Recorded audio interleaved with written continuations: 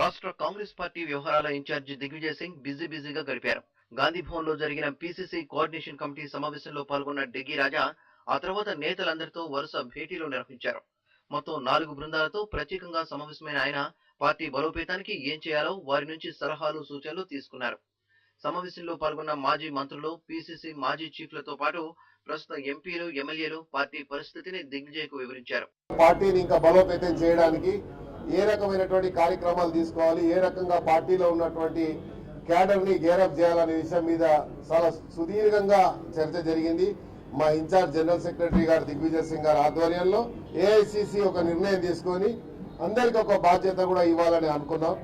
దాంతో పాటు ఇప్పుడు ప్రభుత్వం చేస్తున్నటువంటి పనితీరు విషయంలో కూడా మేము ఒక షాడో టీమ్ ని కూడా కాన్స్టిట్యూట్ చేయాలని కూడా మేము సజెషన్ ఇవ్వడం జరిగింది. ఇక దిగ్విజయ్ పాల్గొన్న అన్ని సమీక్ష సమావేశాల్లోనూ పీసీసీ ప్రక్షాళన ఊసే వినపడలేదు. ఆ ఒక్కటి తప్ప అన్ని ముందుగానే చెప్పేయడంతో నేతలంతా ఉస్సురుమన్నారు. టీపీసీసీలో సమూల మార్పులు చేయాలని గత కొంతకాలంగా పలువురు నేతలు డిమాండ్ చేస్తూ వస్తున్నారు. కొంతమంది నేతలు హైకమాండ్ దగ్గరకు వెళ్లారు. అయితే ఈ విషయం హైకమాండ్ పరిధిలో ఉన్నందున ఇక్కడ మాట్లాడినా ప్రయోజనం లేదని దిగ్విజయ్ ముందుగానే నేతలకు చెప్పారు. దీంతో ఏదో చెప్పాలని వచ్చిన నేతలంతా నిరాశకు గురయ్యారని తెలుస్తోంది. మరోవైపు సీఎల్పీ నేత జానా తీరుపై గండ్రా అసహనం వ్యక్తం చేసినట్లు సమాచారం.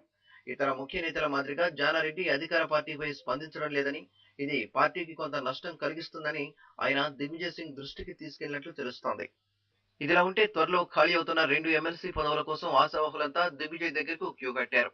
గత ఎన్నికల్లో ఓడిన వారికి పదవులు కట్టబెట్టకుండా మిగిలిన వారికి అవకాశం ఇవ్వాలని వారు కోరారు. రేపు మరోమారు టీ కాంగ్రెస్ నేతలతో దిగ్విజయ్ సమీక్ష జరపనున్నారు. నేతలిచ్చిన సలహాలు, సూచనలతో నివేదికను రూపొందించి హైకమాండ్కు ఇవ్వనున్నారు.